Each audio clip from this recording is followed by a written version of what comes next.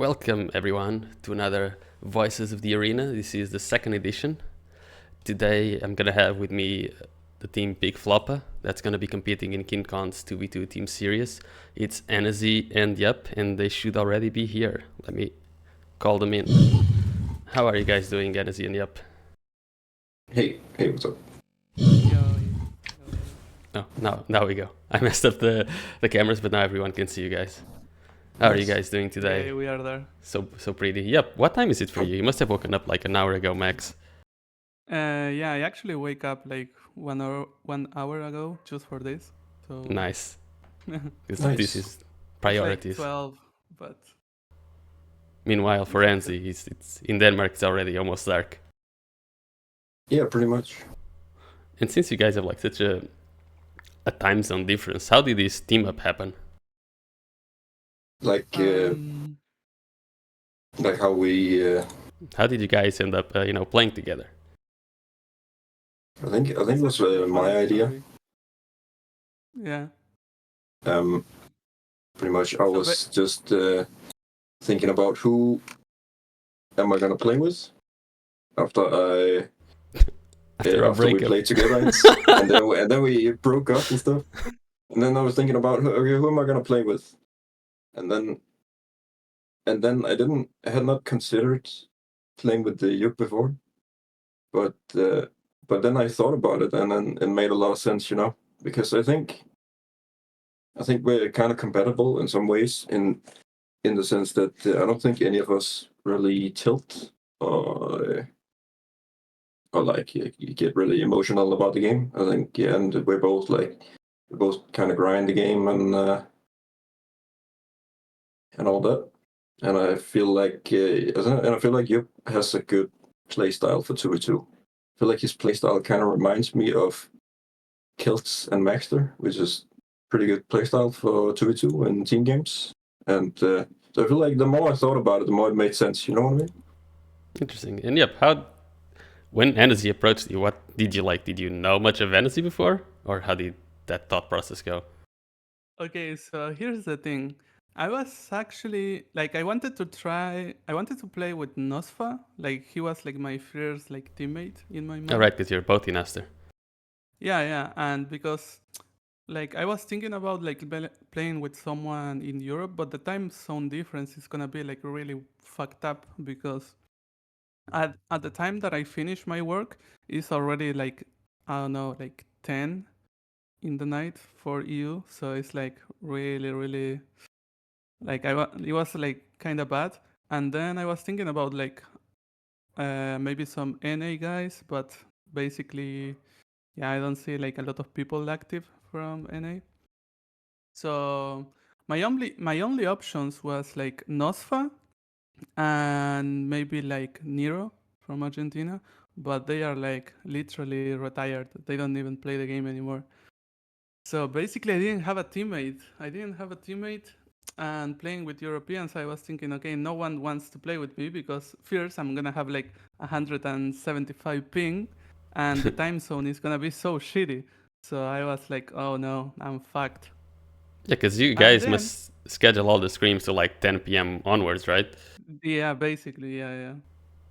Yeah, Especially that's during rough. We can only really scrim against NA guys.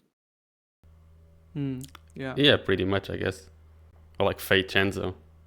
They are NA, or Rafa Maxer when Rafa was still in NA, I guess.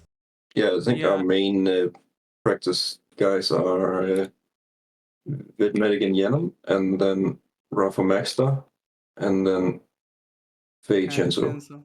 That's pretty much the only guys we play, I think. Yeah, pretty much the only options for that time zone as well. Yeah. And that's funny because I was like literally not going to play the tournament because I didn't have a teammate and the tournament was like the next day. And I was thinking that Enesy already had a team like for the tournament. Because I was like, I think I saw him like playing with like probably with you or I don't know who else. Yeah. So I didn't even think about it. And I already played like a bunch of times with Enesy, but in duels. We never played 2v2 together. Like, so I was like not even thinking about it, and then he sent me like a message on Discord, and it was like literally the night before the tournament. And I said, yeah, why not? So we sign up like last minute, and we show up. That's pretty Yeah, cool. No practice. the first Yeah. tournament was really bad. We had not played before at all before that. I think we played one day before that tournament, Yeah, and then basically. But now it's yeah, getting better, right? Because you yeah, guys have actually broke into the top 8. Actually, yeah, actually Yeah. it's show the going better. ranking. Like, Let me see the ranking. Transition. How do I do this? I Click think we are transition. getting like better after every tournament. I mean, we didn't have like any practice basically on the first one, so we did like all right, I guess. And then we started to practicing and seeing what we are doing wrong, etc. So I feel like we are improving like day by day. So How do you that's guys good. approach Yeah. practicing actually? Since you can't find many teammates, many opponents, I assume a lot of like the times that you can actually play at must also consist of like talking, maybe VOD reviewing and some stuff. yeah, we did.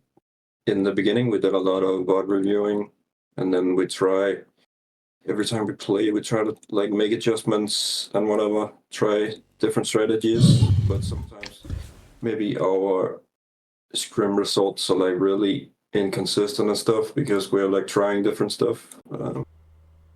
Yeah. Um, Yeah, we basically like I think on every single scrim we try something different. Like the idea is like super basic. We get power ups, we get kills, and we win. That's the strat Nice. basically. But yeah, it's the best but strat. but we try like different things, different I don't know champions, different approach for the game. So I think that's something that is actually really helpful because when there is like the tournament day, I feel like super confident. Like I feel like we can beat everyone. So yeah, I think it's working out. Yeah, That's I think good. we have a chance against everyone if we have like a good day or whatever. But like, Like people probably don't know a lot of your gaming history, like for both of you. So yeah, you started in Quake Champions not that long ago. What did you play before Quake Champions? Did you compete in other games, or what's your gaming history? Um, yeah, I actually compete in like a few games. My first like competitive game, let's say, like my first game on PC ever was like Left 4 Dead 2. I used to play like a lot of like pugs It bugs. and There not was really competition left for that tournament. too. Isn't that just a Yeah, PvE zombie shooting game? yeah, but you can play against like other teams and shit as like Are they the zombies? infected. Yeah, Really? basically. Yeah. That's fun. And I actually won my first tournament in that game, like really long time ago. And it was like actually really fun. But then I got introduced in Team Fortress 2, and that was basically my main game for like a really long time. I played a lot of TF2, like I played a lot of competitive, a lot of like tournaments, leagues. Uh, I played everything basically in South America. But then I How many was hours like, would you say you have at each of those competitive games? um, I think on Left 4 Dead I have like I don't know, maybe like 1,000 or something, and in TF2 I have like almost 8k, Almost like 8,000 8,000. hours in Team Yeah, Fortress 2. Wow, yeah. that's nice. Because it was yeah. I think I played the game basically all my like I don't Childhood. know. Yeah, basically yeah. All my childhood. And in Quake Champions, But how many then hours do you have now? I'm let me check really quick. Okay, so I have almost like 4,000 Nice. in only 3 years. But I had the game open for like a really long time. Like Oh, please. basically half of Yeah, that you is have the like game only in open the the queue. last year with nonstop. Yeah, basically. So What yeah, about I'm kind of like a grinder, you know. what about you, Enesy? What is your gaming history like? well, I guess the first competitive game I did was StarCraft 2. But I never really had any real tournaments results. I was like 13, 14 when I played. I guess my best result is like a quarterfinal in a SOTEC Cup or something. But that was like my introduction to competitive. gaming, I guess. And then I've played some League of Legends and stuff. And I guess Quake is my only FPS. And then I started in Quake Live in 2012. And I think the first time I started going like competitive in arena FPS was in Diabolical actually. So when Diabolical came out, I played the team tournaments and all that, and I really liked the team modes or whatever. So I wanted to do the 2v2s in this game. Yeah, and you're also playing some duels on the side, just to Yeah, a little bit. play but- the game when Youp isn't around. Yeah, but it's not going very well. So Yeah, duels is a different thing. Like I played a lot of duels in Quake Live and in Quake Champions. I'm not really a fan of. The game just plays way too different. In 2v2 it's a I lot just more love fun. it, man. And like, yep, you've attended LANs, right? Have you attended LANs in right. also in other games or only in Quake Champions? Because you've gone in Quake Champions, you've been to QuakeCon in Romania, or like Quake World Championship in Romania. You've been to last year's KeenCon, and you missed the actual QuakeCon because visa Yeah. issues, unfortunately. And Enesy, you haven't attended any LANs yet, right? this is gonna be my first lane if we qualify and stuff. Nice. So when it comes to like LAN experience, because like for a lot of players, it's hard to teach newer players what it feels like to play a LAN. But yep, should still be fresh to you. You now have competitive LAN experience as a Quake Pro. What would be your words of advice for Enesy when you guys go into the first LAN? I think the biggest advice will be like get your setup like really comfortable and try to adjust as fast as you can, because when you are there, like when you are playing from your home, you have everything right, like you have like your table height, your chair, your monitor distance, all of that.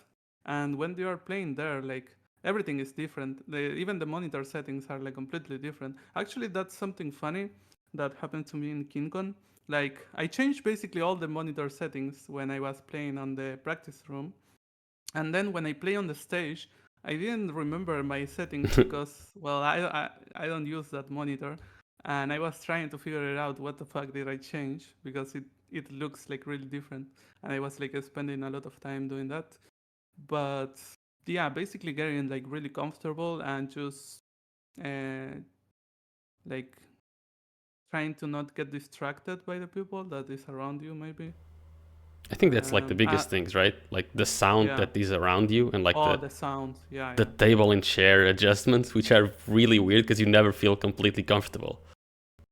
Yeah, especially in Quake, where like everything can throw your off. You know what I mean? Like if you don't feel like really comfortable, it can really affect your game. And yeah, the sound is like really important as well. I didn't bring like headphones for the KeenCon tournament, and the first day it was like really hard to play because I can hear everything around me, Yeah. So I went to the store with the Strong Sage and with both like some noise canceling headsets just for the tournament. So and then after that I started playing way better because I can actually focus on the game and not the things around me. So Yeah, I can notice that you have in that's here, really like important. almost everyone in LAN plays on in ears, and then we have the big headsets to cancel the noise. So Yeah. Enesy, you might have to invest in some in ear headset. Yeah, I guess so. It's fun though. I mean, if you guys do end up actually attending the LAN as you should, because for Yep, going to Europe shouldn't be a problem. But when it comes to, and that brings me to my next topic, to going to America, that requires a lot more effort. With that said, what do you think about QuakeCon announcement, which is basically just the dates? They didn't really announce the tournament yet, and for players like you, especially, it would be very important that they actually, if there is something going on, that they announce it way earlier. Because how long does it take you to actually get the visa? I mean, the biggest problem is getting the appointment because it takes like I don't know now, but last year, like when I tried to get my visa for QuakeCon, so basically you make the appointment, but you make the appointment for the next year, for like 2024, and I needed the visa in like 3 months. So I had to do like a lot of like weird things to get my appointment. And Weird things. we actually spent like a lot of money trying to get the visa, especially my team and myself. We spent a lot of money trying to get the stupid visa on time. And when we actually got the appointment and I got there, like there is still a chance that you get denied for whatever reason, because it's like They don't like your sometimes, haircut or something. yeah, it's like kind of random. It's like not random, but I don't know. It can go like, yeah, it's basically random. So yeah, that was very Yeah, unfortunate. A lot of players missed KeenCon last year due to visa. It was you, Sirius. Vic also had Averick. some passport issues, and there was someone else which I can't remember right now. But as Defense is saying in chat, I don't think many pros are counting on an actual tournament this year. Yeah. Because I think it's gonna happen. yeah. What are your thoughts about QPL now that it's over? I never really liked the format. I mean, I'm not really a fan of league formats in general. I feel like it would be better if we had basically just open tournaments. Then you could take all the because when you have a league system, there's going to be a bunch of games that are not very important. Mm-hmm. It's just for seeding or whatever. So I think if we just had like regular tournaments, if they used all the same money for tournaments, it would have been a better system. What kind of tournament system would you like? I think I know, but I want to ask anyway. Yeah, I would do like just open tournaments, I guess. Is that what you mean? Just like one day or like a month-long tournament? Or how? Because in Diabolical we had a pretty cool format with like the Team Series tournament, which was basically 1 month long, and the first 2 weeks were qualifiers. I really like that format a lot. Yeah, I think that's a really good format actually. I think I think that would have been good. What about you, Yep? What are your thoughts in QPL now that it's no longer with us? It's really sad, man. It's like really sad, especially for me because I literally started playing the game and got into the game because I was watching QPL, and I wanted to qualify. That was basically my main idea, and the league being like, I don't know, shut down is like really a shame. I like there was like a few things that I didn't like about the league. Like for example, it was way too long for no reason. Mm-hmm. And it was like too hard to get in. Like first you need to qualify through challengers, which is like okay, it's fine. But then Yeah, you that's need to true. beat a pro in LAN when they have like way more experience than you, and it's only one time in a year. Like only you have one time per year. So if you fucked up or whatever, it's like That's over. it. You You need gotta to wait wait. another year. Yeah. It was like really shitty, and because because like the lower like people who were in like the bottom of the league didn't even care too much because they knew if they win the game in LAN, like Yeah, the one relegation game versus the the newcomer one with relegation very game, little experience, and they yeah, would they're continue still to in the get paid league. for another year. Yeah. So I think that was like really shitty, especially for like people who wants to get into the league. And then I don't know, man. I really enjoy watching QPL on all of that. So it was like a shame that it actually I never died watched because it it. was really fun to watch. So I'm gonna ask the two of you, and as a team, you have to come to a consensus. If there was like next year, if there were, say, there was another esports budget for Quake Champions, next year it would be like 200k for tournaments, 1v1 or 2v2. I'm gonna let you guys argue this because you guys gotta agree on one thing: 1v1 or 2v2 for next year. I think 2v2 just because I think the game works better for 2v2. Just the fact that when you're playing duel, you're gonna have unbalanced champion matchups all the time and stuff. The game just works better for 2v2, I think. it feels like that's what the whole champion part of the game was made for team games. I mean, so I think 2v2 is just better. But at the same time, duel can make for some more exciting matches, I guess. Yep, you gotta argue with him because I think mean- your passion lies elsewhere. Yeah, I mean, I'm not really like a huge fan of duel. Like, it's like, I don't know. For me, it's like the perfect game mode and the perfect game. But that's for me because I played like a lot of time in like team games, and I don't know. For some reason, I always wanted to. I always wanted to play like alone. It was like really fun for me to play 1v1s. I played like a lot of 1v1s in like TF2 and I think on Left 4 Dead as well. And then Quake was like perfect because Duel is like really really complex, and if you try your hardest, you see like the improvement basically like instantly, you know what I mean? But I think it's like, I don't know, I think they need to change like a few things because I feel like 2v2 is like more fun for like, especially for like new people, and I think that's really good. But it's like hard, man, because you have like those which is like fun, and then you have 2v2 which is all like is fun as well. So it's like weird to have like two game modes that are like completely different. But Two I don't game know. modes. I You, just you pick don't know those. Quake, man. In Quake Champions Oh alone, we well, have 19 different game modes. yeah, and I I think didn't that's even an talk issue about actually. sacrifice. Yeah, I think that's actually a huge issue with the game. Like you cannot have like too many game modes. I think it's actually hurting the game. I Because want if you to see talk like about other that later, esports but games, before you guys need to agree, 1v1 or 2v2. If next year was the 200k prize pool all Okay, around. if the 1v1 is you know what, the old version of 1v1, then it would be fine. like round duels. Round duels? Yeah, that was way better because you know when you have like a team of three champions, then Yeah. you know you're not gonna get an unbalanced matchup for 10 minutes at a time. You know what I mean? I agree. Round duels were great for spectators. It was also really good for players.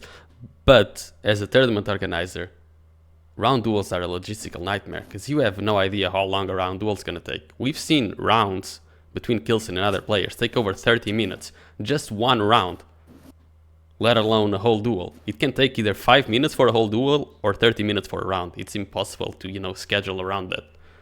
If Quake was as big that's as true. Counter-Strike, where a LAN can take like a week, then I think round duels would be the way to go. But don't you think you could change the rules to avoid that? What if the time limit went down to like, I don't know what the time limit is on. It's 5. Was it 5 minutes? 5 minutes. It was really What low, if but you- if you don't get any kills, it never finishes. I mean, if Maybe you have adding a better quad after accuracy, 10 just minutes win. or something would Like, create something. I mean, if at the end of the time you have better accuracy than your opponent, I think you should get the win. That's it. That's a good Just rule, I coin think. flip, man. Yeah. Yeah. Coin Yeah, flip, just add play a for the power accuracy. up, do something. Or maybe the map Yeah. gets smaller every minute or something. Like after every 5 Yeah, minutes, like a zone. one item What? disappears. Oh, I thought you meant like Battle Royale or some shit. I think you can't do that on on Quake Champions engine. Give the win to the guy with most damage. That Yeah, would be sure. funny. So, do you guys both agree? Next year, round duels only, 200k. Yeah, that's the best idea. I don't know. I just want a tournament. That's all I want. Just a tournament. Yep, he's fine with cycle. anything. Yeah. So, if you were talking about, So it's fine with 2v2. you were talking about the game modes being a problem, in Quake. So, what are, in your opinions, the reasons why AFPSs are quote unquote dead? I think the main reason is actually that we only have bad game modes. I think probably every single need game more? mode. If you queue up and look at the playlist on Quake Champions, I think every single game mode is pretty bad for casual play. So, there are too many game modes and all are bad. Yeah, we need I think arena FPS, like as a genre, is pretty. It's fine, but we need some good casual game modes. Um, I think like one of the best casual game modes that we had was probably Wipeout in Diabolical. So I think, but there's obviously still problems with that because it has no objectives or anything like that. So I think like ideally we want like one casual team mode, then we just have duel, and then it's fine. We just need like 2 game modes. Even one would be enough. Most games just have one. Yeah. If the game mode is good enough, then it's fine. I think I thought about it a little bit. I think maybe the best way to do it would be you have Wipeout with like a power up or something as the objective. Or Domination. Do you remember Domination in Quake Live? Yeah. I played that a little bit. I think it was like Clan Arena, but with points to capture. Yeah, it was fun. It was a pretty good game mode. I think the main problem with a lot of the arena FPS modes is that it's really chaotic, and I think Domination was still really chaotic. And I think when you have a mode like, one of the reasons why Clan Arena is popular is because you only have one life, right? So you have to like conserve your life a little bit more and not just throw yourself at the opponent. And I think that's one of the good things about Wipeouts. So, and there's a bit of downtime, which is good for the way casuals. it works is that the respawn timer keeps going up. So you can only, if you die like 3 times in a Wipeout round, you're kind of out of the game. So I think if you had like some version of that, would probably be the best kind of casual game mode, I think. Even if you made a mode like that and then you made it so you only have like 2-3 weapons, and then you have like a power as the objective, you know what I mean? I think through like the UHD weapons, you just don't need to add more. That's just good need enough. the UHD weapons. That's completely fine.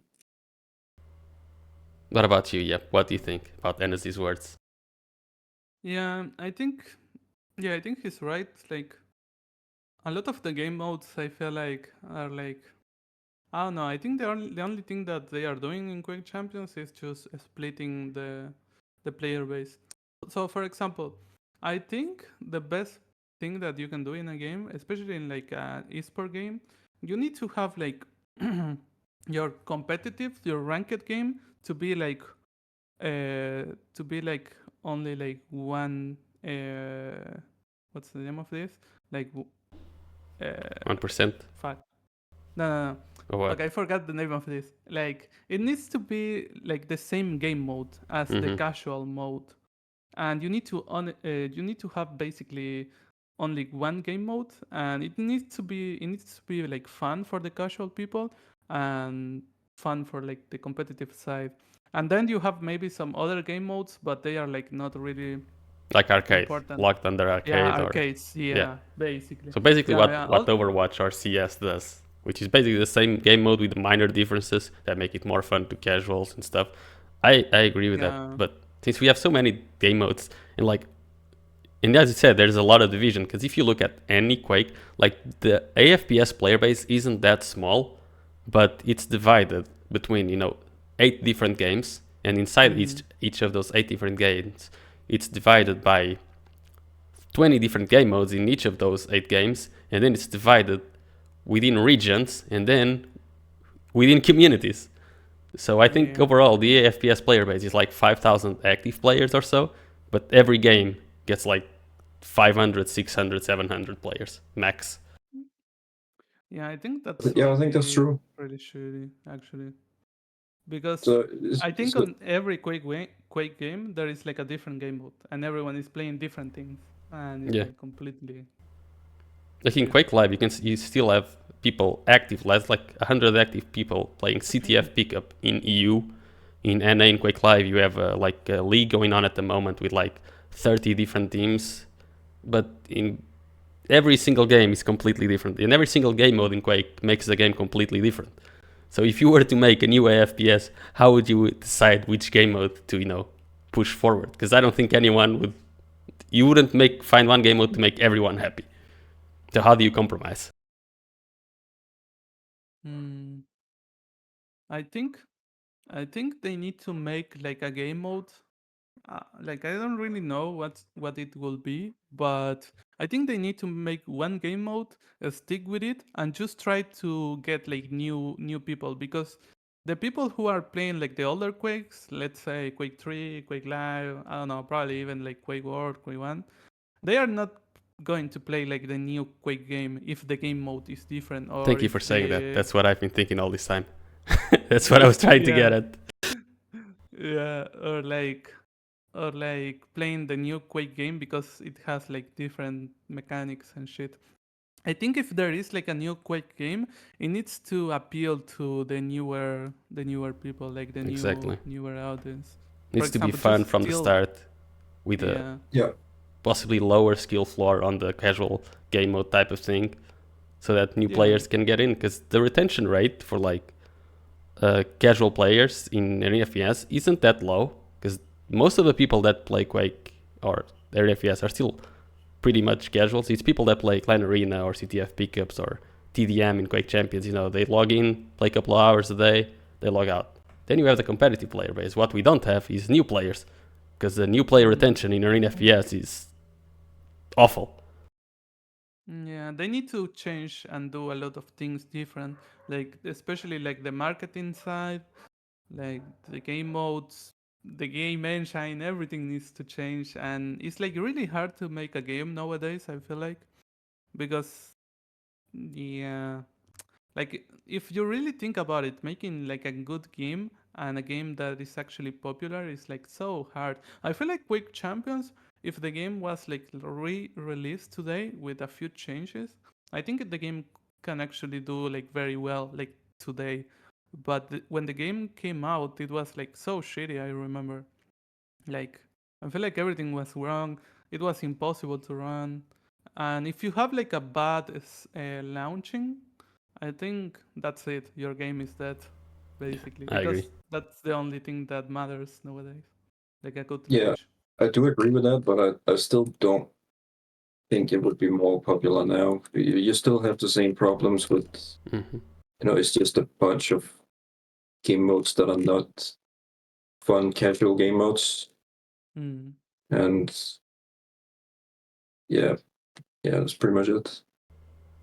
Yeah, because the same thing happened so far in every single AFPS ever released. Lots of streamers try to play it with a big audience. It happened in Quake Live, in Quake Champions, in Diabolical, in Sonotic, Nexus. They tried it, they played a bit, they think, oh, it's really skillful, but to get past the first, 30, 50 hours of torture, to actually be able to enjoy the game, you need to understand it first to be able to enjoy it. That's the part where in FPS seem to go a bit wrong. It's because Yeah. the start is really overwhelming and people just get tired of being tortured and leave. But I feel like most people enjoy the mechanics of the arena FPS, right? I think most people they they will say they enjoy the movement and the shooting and all that. But it's just like implemented the wrong way. You know what I Agree. mean? I think if like something like UHT freeze tag or something was put in like at the forefront, there wouldn't be such a struggle for newer players to stick around. Yeah, I still think UHT is a really bad game mode. It is, but it's fine for casuals because it's a lot less things to No, think about. but I do think you remember the warm up mode in Diabolical. That was a really good thing. I didn't I like think. it. It's still too many weapons, man. Players don't know Yeah, which weapon to yeah. switch to. There's too many weapons, but if you had like a mode like that with just the UHT Yeah, weapons or UHT whatever, warm up. That's great. and yeah, exactly. I, And I also the I good I did thing is that. that you could just like click and then you join a game because But it's like warm up mode. you know what would be my dream? Since Yup comes from TF2, I would love to make it to see a TF3 with Quake weapons. Mm.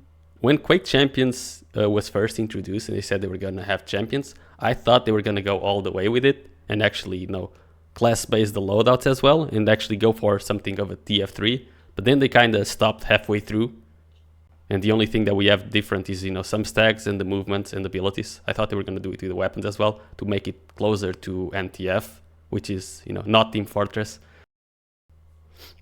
I think if we had like something like a TF3, it would be really cool.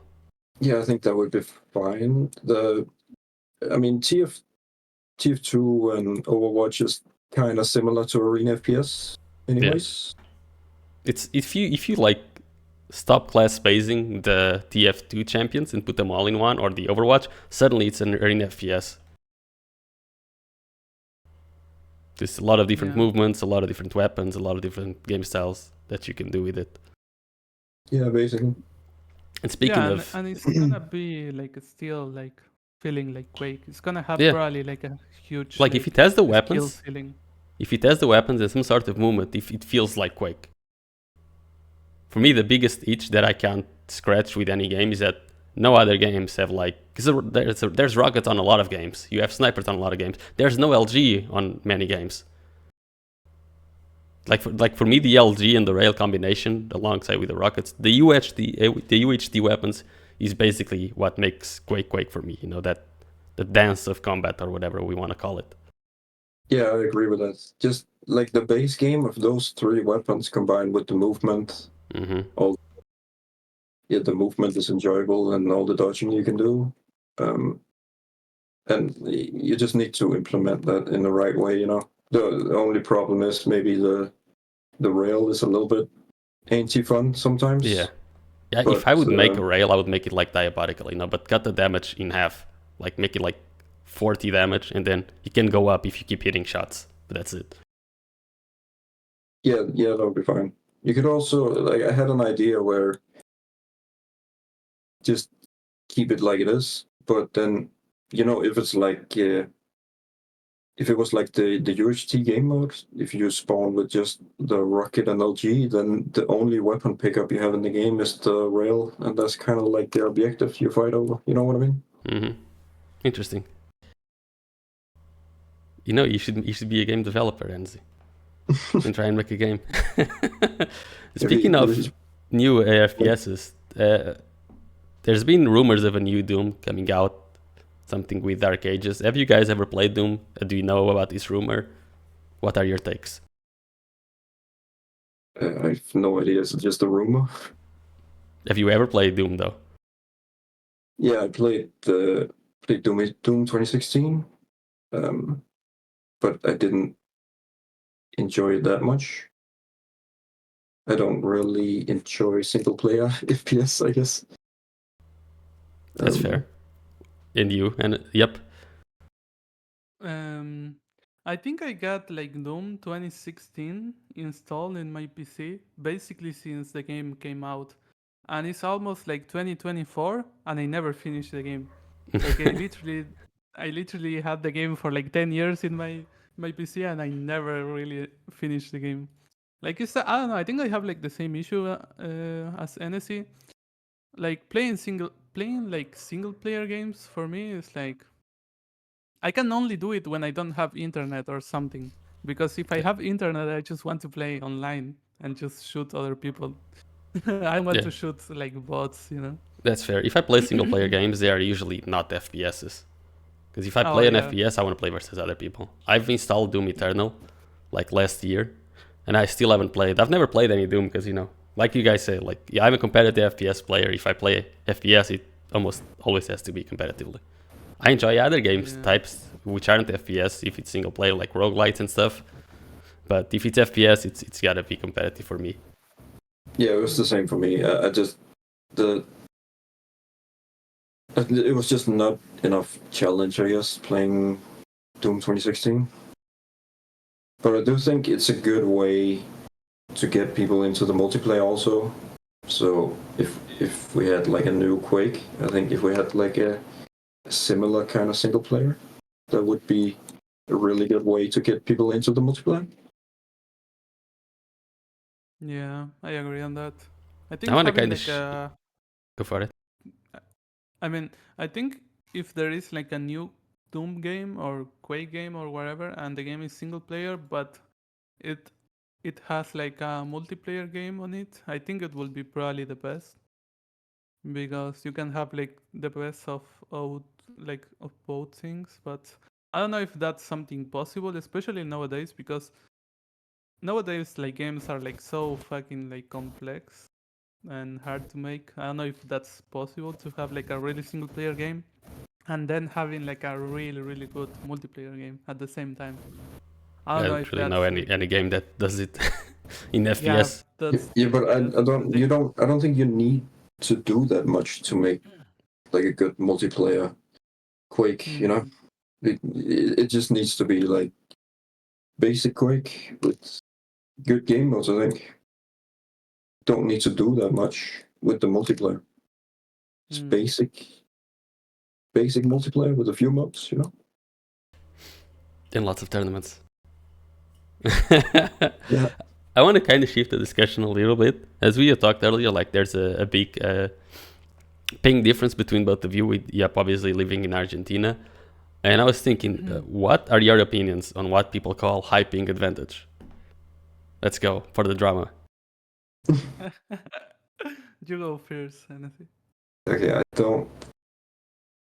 I think playing on 170 ping is you're just handicapped. I think the high ping advantage is a little bit bullshit, but at the same time, it it I mean for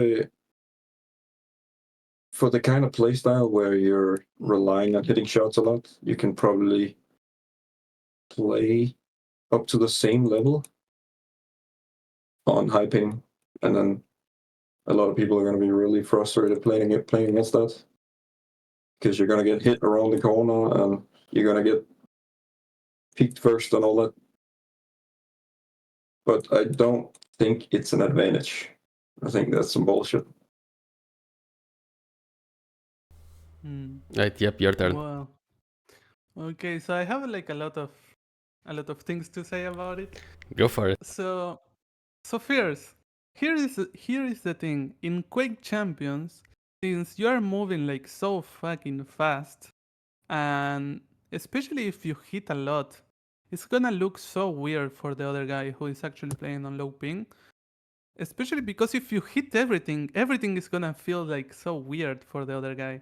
Like he's gonna get hit around the corners and shit. But that's something that it will happen in basically all the games. For example, it will happen in Apex, which has like something like similar to the Quake Champions netcode. It will happen in every single game that has like netcode on like client side, and especially in Quake where you move like so fucking fast and where you can hit like some crazy shit. It's like really, it's gonna look always weird for the guy on low ping, but I can guarantee you that playing on high ping is just so fucking annoying, man. Like you get hit by everything, you cannot dodge. Your feedback from your weapons are like so delayed, especially with the LG. It feels like you are not even hitting the other guy and you are already getting like melted. So I mean, I think it's like really shitty, but especially for Quake Champions, I think it was like in my opinion, it was a good idea. It was a good idea because otherwise, if you only can play like Quake with like, let's say, I don't know, 70, 70 like 70 ping or something like that, and that's it, I think the game will be like Omega Dead because we will never have like games. For example, in QPL, I think one of the most exciting things was seeing like I don't know Rafa against Kielsen, and they are basically from two different continents. You know what I mean? And not just Rafa owning all the NA dudes. And I think it was like really good for the game in that aspect. But yeah, I think playing on low ping is like always better. Playing on high ping is like really shitty. Not gonna lie, especially when you switch between them. Let's say you play one game on like 150 and then you play a game on like 30. The difference is like night and day. But you kind of get used to it. But yeah, I don't think it's like an advantage or whatever. All right. I kind of agree with both your points. The way I see it, high ping advantage does not exist. What does exist is aggressor's advantage, you know, as they call it, peaker's advantage. And it's more and Yeah, more obvious if there is a ping difference. So it's not that the high Yeah, ping player has an advantage. If he is more aggressive, he has an advantage. If the low ping player is more aggressive, he has an advantage. Not yeah, exactly the high but ping advantage. I think at the same time on low ping you actually have it's almost easier to play aggressive also because you Yeah, have yeah, more exactly. opportunities to dodge. If you're playing, So like, if you imagine RMV versus Yup, if RMV is a very aggressive player, at almost no fights, if he's going versus Yup, he's gonna be the one in the disadvantageous position. It's Yup is gonna take 250 damage from RMV before he even sees him, because RMV is on 10 ping, yeah. and there's a very big ping difference. So Picker's advantage for You RMV in that know, scenario would be you insane. know, yeah, that's one thing that I notice is like when I play against someone that has around below like 15 milliseconds, like around 10, let's say, and I'm playing on like 150, 170, I need to play like so careful to not get like surprised in fights. I need to be like ready for it because if I react just a millisecond too late, You're dead. I'm already like that, yeah, Yeah, yeah, yeah. because I take so much damage before I even shoot back. Yeah, if they're So aggressing on that's you, you're something. gone. Yeah, That's yeah, what makes that's true.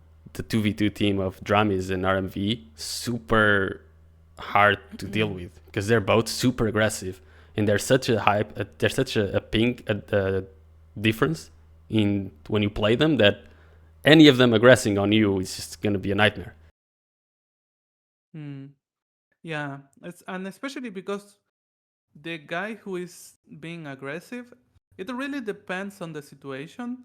But I think if you are like overall like more aggressive, it's like better for you and harder for the guy who is Hmm. reacting. You know, because you need to react, Yeah, and that's something that's also that's more apparent online than on LAN because on LAN, since there's no high ping advantage, the game becomes a lot easier to play defensively, and you know controlling pushes versus an aggressive player becomes easier as well.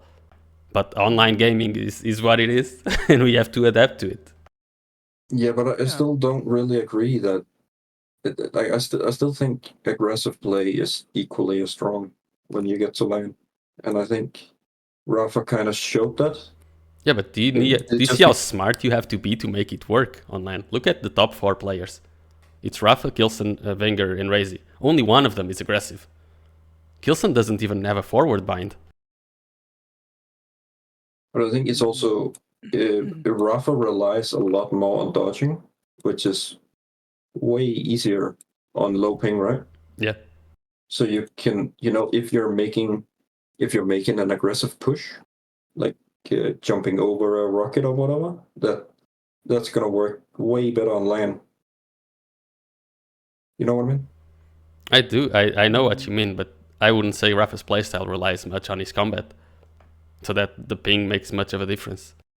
No, it relies more on the. I On mean, dodging resource is management of everything. I mean, the dodging is part of the combat skill, right? What, do you like? I don't think you can be like the best Quake player without like I mean, being Rafa has being everything on really good at max the combat. basically.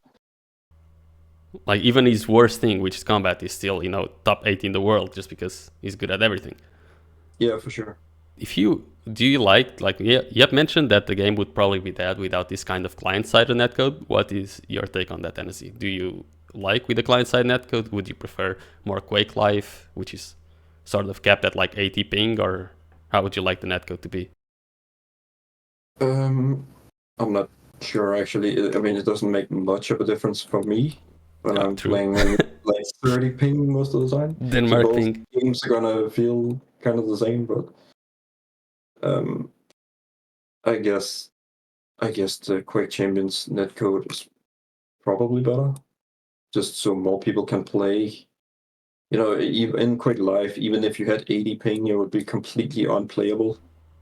Yeah. So it's probably better like this. On Quake Live, if you had like over 80 ping, that's it. LG is no longer a weapon for you. Yeah, pretty much. On Quake Champions, if you have like 180 ping, you can still use LG, you can still hit a lot, but you are very susceptible to aggressive pushes and taking a lot of damage. I only have It's really... actually crazy that you can use rockets on high ping. I still don't know how this magic works, but it's actually crazy that you can actually use rockets on high ping. Like, I hit some crazy ass shit with 200 ping. Like, how is that even possible? Like, I don't know. I need to hit them in my screen, but I don't know how it works because I can tell you how it I think works. the opponents are thinking the same thing. Yeah, They're because like, the opponents are like 2 meters away already, and it's like, what? yeah. yeah. I remember if I'm playing versus you guys, like, and Yep shoots a rocket or a rail, sometimes I go through a TP, and like, I get brought back to the other end of the TP again to get hit with a rocket. It's Yeah, really you're weird. not escaping. Yeah. It's something that also happens at lands, but not even close to as frequently. I only have really two things more to talk about, and one thing is to go through the ranking right now of players. Actually, we'll leave that for last. What we'll do now is I wanna get your guys' opinions so we can do a tier list of the 2v2 maps. Let me open the tier list. You guys will probably have to open the stream for this. Okay. Well, I have the stream open. Great. Okay, let me put this on. Transition. There we go. Here is the tier list. Alright, let's go through maps. Because I'm gonna ask this to every team so we can eventually find the map pool for KeenCon. First of all, what do you guys think of the current of the map pools that we have been seeing on KeenCon? Because Maxer has been experimenting a lot with different map pools. And what do you guys think of it? The first map pool we had, it was really good. I think if that was just the final map pool, I would be fine with it. I don't even remember that one. Yeah, this one is a little bit weird because it's only like small maps or whatever. But are you guys fine with bringing new maps in and getting rid of some old ones for like every month? And changing it every month or not? Yeah, that's a good system. We get I think it's fine. Try some different maps or whatever. Yep. Yeah. Alright, with that said, let's go through the ranking. Okay, Awoken. What do you rate Awoken? S tier? There's no way it can be S tier when the rail side is so strong. Okay, so S, A, B, C, or D? But it's still a really good layout. So I think I would say A tier. Okay, you guys gotta agree on something. If the railgun was moved somewhere else, it would be S tier. But right now, I think there's no way I can say S. I think it's S tier for me because of the layout. Okay, but I can't ask for you. You guys are a team. You guys have to choose as a team. Just make a new category. No. Not making a new category. I mean, it's S plus layout, but then it's like the weapon location or whatever is like a B. You know what I mean? So it's an A for me. It's like the middle thing. Just put like half of a Awoken on F. Yep, one of you has to compromise. I'm never gonna. All right, just put Awoken on A. Okay, there we go. I win. Blood Covenant. D tier. Or maybe C. C, I think. Okay, that was fast. Any reason why? It's kind of the same thing. It doesn't have a very enjoyable layout, and also the rail side is really strong or whatever. Yeah, I think the layout is like really annoying, and the railgun is like more annoying than anything. Okay, Blood Run. D. Shitty map. No, I think it's in 2v2 it's better than duel. So I would give it like a B. For sure. Yeah, this is for 2v2, don't forget. The main problem is that it's really easy to hold the nail room when you want to take the power off, you know? But yeah. So guys, what is the team decision? I would say B. I would say C probably. I want the team opinion, not individuals. Come on, I don't compromise. think it's that bad. It's gotta be better than Blood Covenant, so I would say B. I would say same tier as Blood Covenant. What's gonna be B then? I think there is like a few others. Okay, guys, where do I put it? C. Enesy, do you argue Okay, against this? Yeah, it's a C, whatever. Okay, there we But go. it has to be above Blood Covenant. It's like high C, you know what I mean? I also put some maps that are not currently in the map pool and might never be playable for 2v2, but that maybe have potential. Would you guys be okay with seeing burial chambers in 2v2? Oh no. Only if they change it. It's really weird. Okay. It's like a huge 4v4 map. Yeah, I'll just put it Yeah. on the Yeah, put Yeah, D. yeah. Church of Okay, not Azathoth. out. Like, What is that? oh, shit Like map, dude. Christ of- I'll just put it here as well. Okay. I'll just okay. Longest yard. Is it ever playable for 2v2 or not? That's like F tier. That's an Instagame map. Just put that on the. Okay. I'll go with another one then. Insomnia. Yeah, that's also D tier. Yeah, the. That's the worst layout possible. Really? Yeah. Because I think For Doom, Maxer it's will definitely put not Insomnia at that some point bad. in KeenCon Maple. Fuck, dude. Really? I think so, yeah. It's the camping map.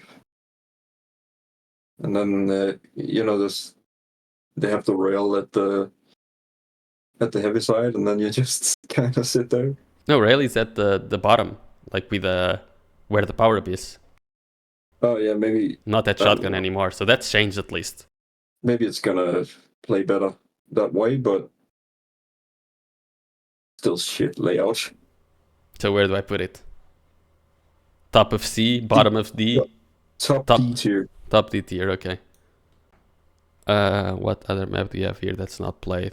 Oh, Dark Zone. How- The... We played Dark Zone in KeenCon, one of the tournaments. I was not a fan of it, but What do you guys actually thought of it? won. We actually have like 100% win rate on. Yeah, that's our best map, dude. Dark Zone. okay. Yeah. So it goes straight to S So- tier or what? Yeah, Yeah, put it on S. Yeah, No, yeah. on the realistically, it's like right below Insomnia, I think. Okay, that's a Yeah. very big gap between S and D. Yeah. I mean, it's S If we- when we win, but Look, if no, we lose, Yep, that's not what I'm asking you. Yeah, that's. I mean, all the maps are S when we win. You know what I mean? yeah, we like everything when we win. Okay, so is this an S tier map or an S No. map? Just put Yes. it on S for like controversial opinions. You- Let's put a D behind Insomnia. Okay, yep. Do you agree with this? Yeah, I agree. It's like really fun to play. Okay, Yeah, it's S tier, dude. that's what I was saying, Gulp. Yeah. Okay, what other map do we have here that's not played? Crucible. We will almost certainly see Crucible in one future map pool for KeenCon as well. Dude, that's even worse than Dark Zone. Okay. Is it? I don't know if No, the like, layout might be. worse. Maybe the layout is better than Insomnia, actually. Maybe a little bit better. Where does it It's go? like this is like the top D tier one, I guess. Yeah, I think it's. We have so many D Like- tier. Yeah, we need another all tier the for maps in- this. I think we hate everything. I think we are just haters. Yeah. Okay, Yeah. CK. That's S tier, dude. The only That's map the- without a rail besides Dark Zone. That's dude, that. Yeah, I think It's it's like one of probably the, like across S. all the Quake games, it's gonna be like one of the best maps. I think Corrupted is like very simple, but it's like really effective. Yeah, it's such a fun layout.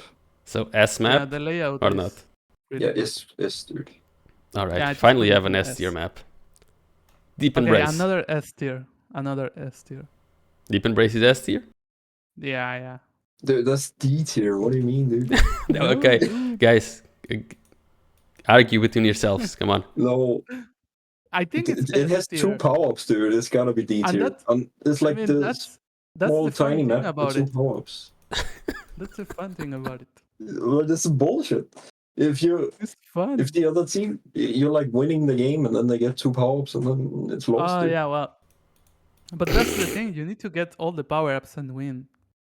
That's how it becomes S You tier. gotta get all the power, dude. But that's that shit, dude. Okay, think guys, it's I don't hear S. any agreements. I mean, the layout is perfect. It's the same thing as corrupted keep, but I think the main No, issue is probably dude, like the power dude, it would ups. be S tier map if it had no railgun, because the map is like just as open as CK. You know what I mean? So But I it think has like there's without so many rail angles. without the rail and with one power up where tribalties would be the best map. Yeah, it would actually be S tier. That would be the best map in the game. But as is, what tier is it? Fucking S tier, dude. I mean the D, like way, fucking like A. way low D, like the worst D possible. Okay, guys, one is saying A, one is saying D. Come on, I need better than that. A tier. Can we put it in B? That's the Nah, I can be fine with B. I think there is a few maps who can actually be B. Yeah, like But Deep Deep Embrace Embrace. is A. No, Deep we're Embrace going is little by A, little. Okay, minimum. No, but Exile is better. do I leave Deep Embrace on B? Yes. Okay, just do it then. Because we gotta move forward. Exile. I think Exile Exile is is another pretty map good in where 2v2 the right now. layout is perfect. Yeah. Yeah, I think it's... There's some stupid things about the map where you keep getting stuck on shit, but I think the layout is good. If all the bullshit was fixed, then it would be S tier probably. I would put it in A. Yeah, A is fine. Oh my god, you agreed on something. That's amazing. So bottom of A or top of A? Bottom of A. Okay. Woken's gotta be better. Okay. Lockbox, which Yeah, is Wogan not is better. playable for 2v2 yet, but does it have potential or not? That's F tier, dude. I think it maybe has some potential, Oh. but it's way too big. I would Maybe like the new this rework. map to get a reworked version like COD did. Yeah, it could be good if they did something like COS maybe. The thing is, COS is a pretty good map now. Yeah. I'll Well, just leave this in D because it's not playable yet. yeah. There is something about the colors of the map. It looks so shitty to me. Like the green and fucking... I don't know what's that. But the colors are like... For example, the same as Veil. Veil is so bad. But that's another thing. Okay, let's talk about COD then. Where does COD go? Okay. COS, I think B. Yeah, I think B also, because I thought the layout is very similar to Exile actually, when you have the rail at the bottom, but but you feel a little bit more punished taking it compared to Exile, for example. I don't know. I like the Exile layout a little bit more. Also, the whole mega area is like way too open. I still think Deep Embrace should be A. we can revisit this at the end. Let's just so COD B, yeah, I think A, B. C. Yeah, B. Okay, Molten Falls. That's A tier. Nah, I think I know a lot of people hate that one, but I like the layout. I like it for 2v2, not in duel. But I think that maybe the rail side is a little bit too strong. I think B because Mega Side is just unplayable. I mean, you need to play like really defensive in order to get like it's gotta be over Deep Embrace, right? It's better than Deep Embrace. Nah, it's not. No, better. come on, dude. I think it's better than Tower of God. Okay, so which one is better than? Yeah. Which one is better, Deep Embrace or Molten? Deep Embrace. Molten, dude. Oh my god. That's why we are not winning, guys, because we are I'm just gonna move arguing forward. about. Ruins of Sarnath. Oh, that's S tier. That's also I think one of the A. best. I think easy S. Okay, top of That's S also or one of bottom of the S? across all the Quake games. I think it's also one of the best maps ever made. Bottom of S or Mm, top of A? Bottom I of think I don't know. I don't really think that the railgun and the LG should be like so close to each other. I feel like heavy is way too strong. That's my main issue with ruins. But the yeah, layout but isn't is it kind of good. balanced in the way that you're kind of trapped in the heavy room? You know what I mean? Hmm. But I feel like Mega is way too weak. I don't You even have know. high ground there. You know. Yeah, I but you think only have rockets and that's it. And you are going to get railed. You can get pushed from T with LG. I mean, you can play around it, but I feel like having LG, heavy, and railgun really close to each other, I think it's way too OP. Hmm, I think I it's don't know. very well balanced. So where does it go, guys? Bottom Uh, is just yeah, I've just put bottom S. Tempest yes, you win. Shrine. Okay, I think we are going to agree on this one. This is probably like Oh, it's like A fighting with. tier. I think it's fighting with corrupted keep for S tier. What real? No, Yeah, I it's really like enjoy I think Tempest. it's like I think the rail side is a little bit too strong for me to put it on S tier. Well, yeah, actually that's true. But for 2v2 it's really fun. I Yeah, don't it's Where know. a do I really put fun it? map. Good, I good think it's layout, fun map. probably more fun. It's way more fun than playing ruins in 2v2. Oh my god. Yeah, but I don't know. it's not about fun. You know, it's also balance and stuff. But then why we have well, I think I think it's probably the best A map or just No, I um would put it just below Awoken. I mean, both Awoken and Tempest they have a really strong rail side, right? mm, Um, yeah, that's true actually. Okay, there we go. A Middle of A. Vale. C, yeah, shit map, dude. C Top of tier. C, bottom of C, or middle. bottom of C. Yeah, bottom Okay. C. So looking Well, back I at think this, yeah. what be adjusted. No, I I think Deep Embrace should be higher and Ruins should be lower. I think Deep Embrace should be F tier, and then it's good. Yeah, but I think it's good overall. Okay. We have come to a consensus finally. This is the an Enesy map tier list. And now that that's out of the way, I want to go into the current rankings. If I can put it on. There we go. Transition to rankings. There we go. Are the current rankings. You guys are now in the top 8. But there's a few teams here which are, still pretty new. Like not MCS, Hemscams. Where's the other? Aether, ex-Aether. Yanam and Vedmedic. They're already in 11th place. They're still pretty new. Mm. And Faye also got unbanned yesterday. So I don't know if he's going to be playing with Chenzo next week. I don't know if he's going to play with someone else. I don't know how I don't know yet how KeenCon's going to, fix their points or whatever. There's also Istori, which didn't play the first tournament, I think.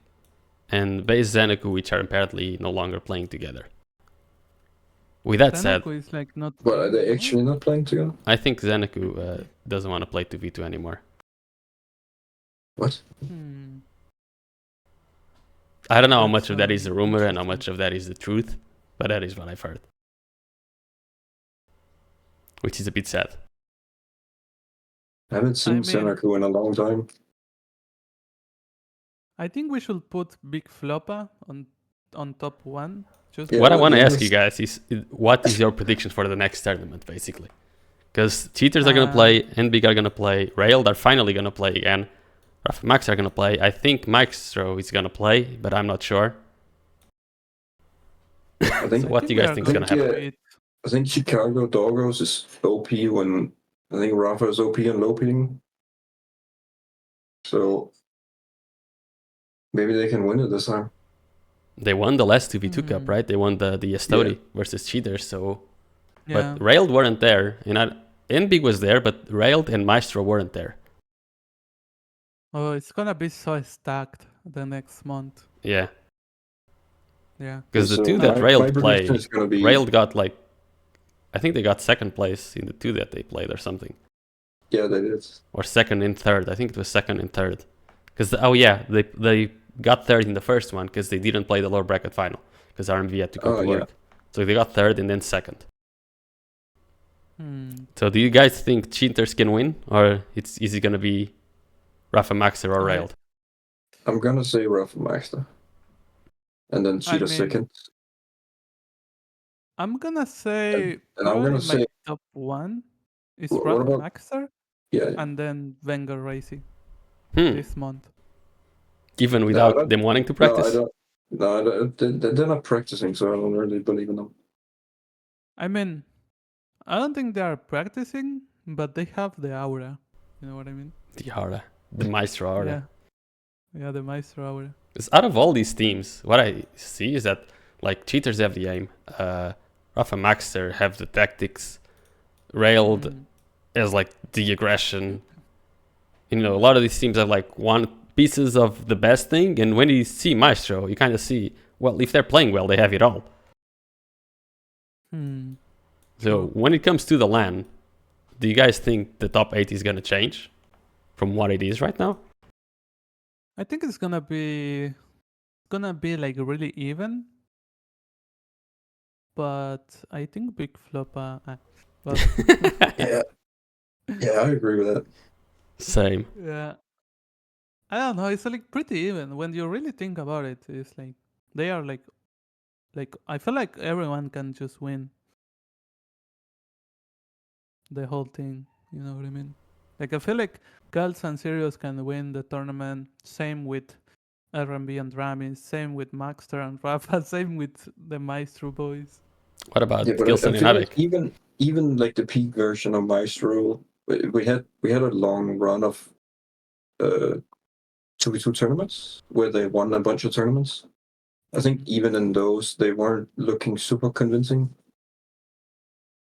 So I'm not sure. But do you I don't think think I don't any believe in Maestro combination as of much teams as can actually beat them? Because the current combinations aren't like things that you would think of initially, right? A lot of these team combinations are a little bit weird on paper, but they end up working out. Hmm. yeah. I mean, I didn't Good input, guys. expect. Huh? Good input. Yeah. I mean, I didn't understand the question because I was looking at the leaderboards. You were spaced I out. didn't pay attention. Yeah, I was so spaced. Why is your team name not spaced out? That's a good. good question. I Can think we change name? I think it should be changed to spaced out. Nah, I think we are already like Big Floppa. I think it's a good name though. It's a terrible name. And yep, you cannot talk about names. You have the worst nick in Quake history. Bro, Damn, I'm dude. gonna agree on that. I'm gonna agree on that I have the worst name, but it's too late to change. So No, it's not. You I'm could change to like- Nope. You need to still be better. Nah, that's too negative. At least I'm positive. Very positive. But yeah, so is there any team out of the new teams that are coming up that you guys think can do really, really well besides you guys? Yeah, I think Vet and Yenum. Yeah, they do have a lot of experience, from 2018, and they are playing really, really well. I don't think they're gonna be out of the top 8. Yeah, I think Diana's team is probably like Yeah, probably the strongest. And I don't think I ever heard or played against like Genome, and I never heard about Vet, so it's actually quite nice to see um new people, I guess, even though probably it's not new. And oh, actually, I think another team that can do like very well. I don't know if they are still like playing together, but I think Chance and Faye can do really well if Faye gets a microphone. Yeah, And then because learns how to I speak. didn't. Yeah, if he learns how to speak, I think they can do very well. I didn't know that they don't play without calls, like callouts. That was I so mean, weird. for me, that Like was obvious from the start. Say I didn't Faye know. doesn't speak. And it's impressive how Yeah. well they do, considering that he doesn't speak. Yeah. Yeah. Yeah. Yeah. But considering how he writes, maybe it's better that he doesn't speak. Yeah, maybe that's true. I mean, you also play with someone that barely speaks. But to be fair to Enesy, he speaks a lot more now. Because if I you mean, weren't around in Diabolical days, sometimes Yeah, I've like their been team trying was really hard. Pulse, Cook, and Enesy. And when they would switch the comms to their team voice, it was it just was cricket silent. sounds, like literally no sounds. I remember playing some scrims with them in Diabolical, and for 2 hours it was only me saying something. Sometimes Enesy would say something, and sometimes Pulse would say something. I don't think I've ever heard Cook speak more than 2 sentences an hour.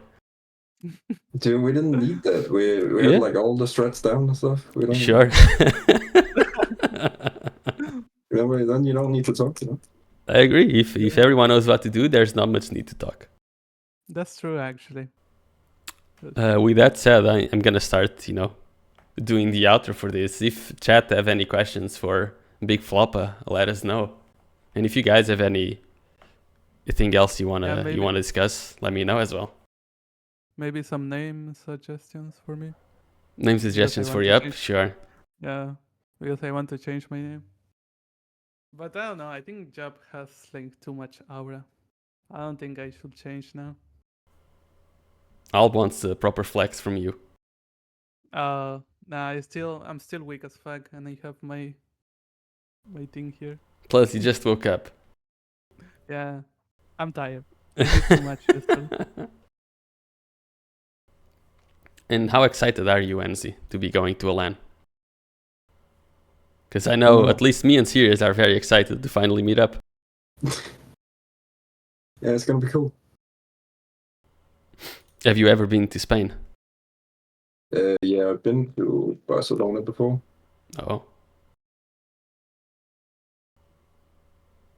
It's gonna be cool playing a lane tournament and stuff, Yeah. I mean, if we qualify. Even if you don't qualify, we you need should to still qualify. attend. Because you have I don't think they've released yet how it's gonna work exactly. But there should still be a way to qualify at LAN. A lot of excitement from Enes. Yes, he's super excited. He's very happy about it. But yeah, this was the interview with Yup and Enesy, competing in KeenCon Team Series 2v2 as Big Floppa. Oh, we got a question. Why does this round of KC 2v2 tournament seem more exciting than a few years ago? I think it's because... What do you mean a few years ago? In 2018, we had a lot of 2v2 played, and everyone was playing 2v2 at the time. The thing is, the excitement back then, I think, my opinion is that the excitement back then was shared, right, between duel and 2v2, and there was also some sacrifice, and now there's no duel anymore, basically, so it's only 2v2, so all the excitement goes into that, I guess. Yeah, all the focus is on 2v2. And I think another thing. And now we have Big Floppa, dude. Oh yeah, I think that's the main thing. Big Floppa. No, but I think another thing is like since there is like since you have like a tournament each month, you are building the hype and the teams are actually practicing.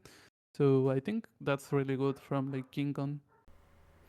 Actually, yeah, there's like basically no downtime, right? Maybe like the week after the tournament, there's not many streams. Usually that week after the tournament is when Tox starts streaming, because Toxic only streams and practices after tournaments are over. He does the reverse to everyone else. Yeah, The fuck, dude? that's some weird thing. I think he. Why do you guys think Toxic doesn't play many tournaments anymore? Because he was playing. He played the first one with Joran. I think he got like 4th or 5th, and then he just decided he doesn't want to play anymore. I feel like he already had all the. He's like accomplished what he wanted to, I guess. I suppose so.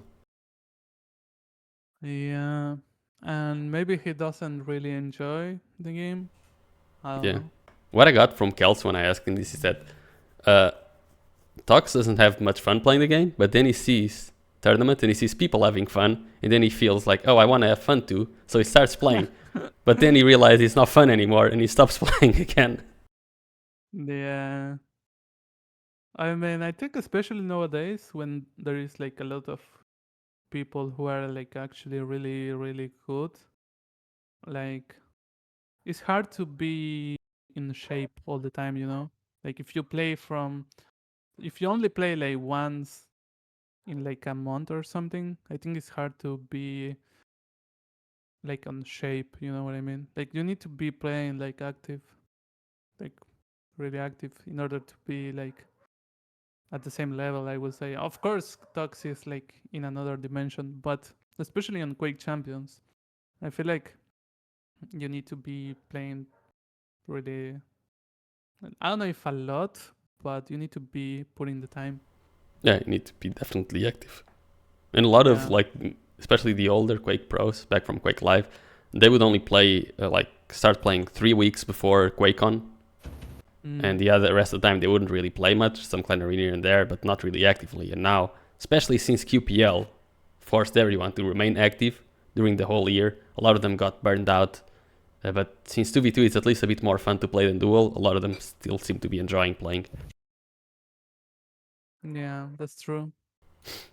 And without shout out to KeenCon for providing us with tournaments for this year. Else Quake wouldn't really have any land this year. I don't know. I don't even know what will be. I don't know how it will look if we didn't have It wouldn't KeenCon look. doing tournament. Yeah, that's a shame. Oh, and Rafa rated us right now. Just as we're Oh, doing no, the outro. Rafa. Right as we end. Oh no. Right as we Okay, end. guys, another hour. Okay, we gotta Another stay here for hour. another hour now. Thanks for the raid, Rafa. Yeah. Why did the Hank stop playing? Him and Rafa were an excellent 2v2 team back when 2v2 was in QPL.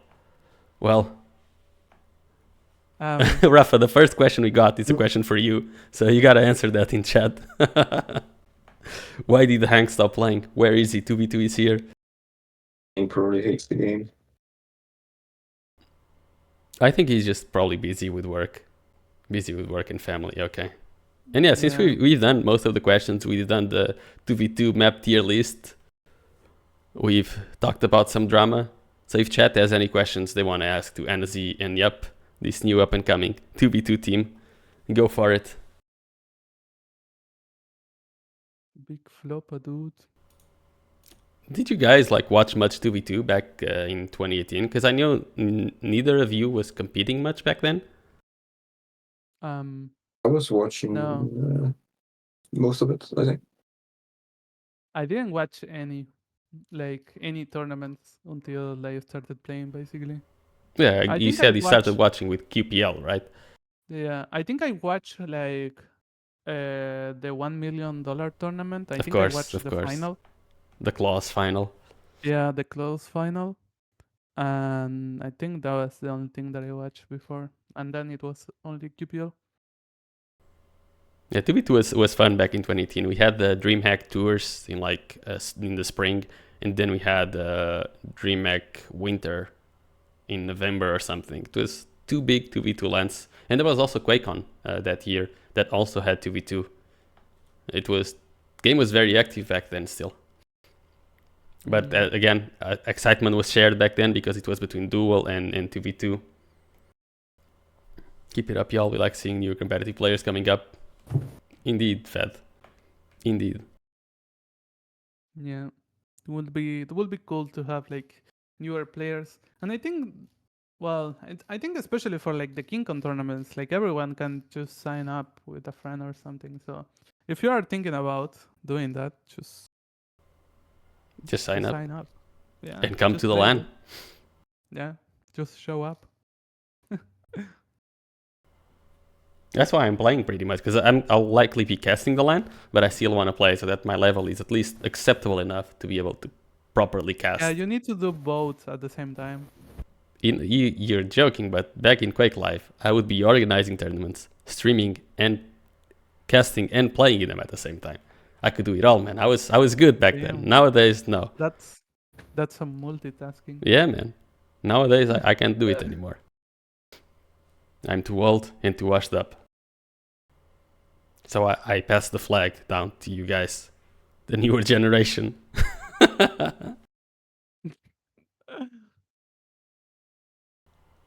But yeah, I think with this, we can now start doing the outro.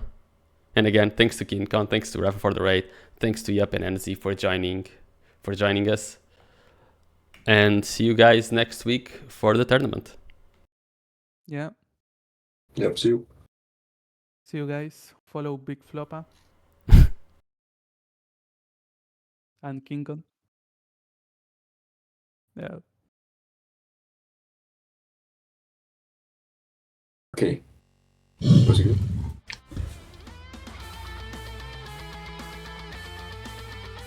Okay, now chat can hear you.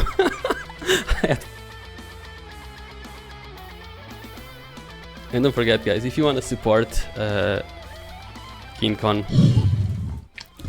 you can type Keen Contribute in chat to boost the LAN prize pool. And if you want to sponsor the LAN, you can contact us as well. Thanks to KeenCon for organizing this, and see you guys next week for another KeenCon event.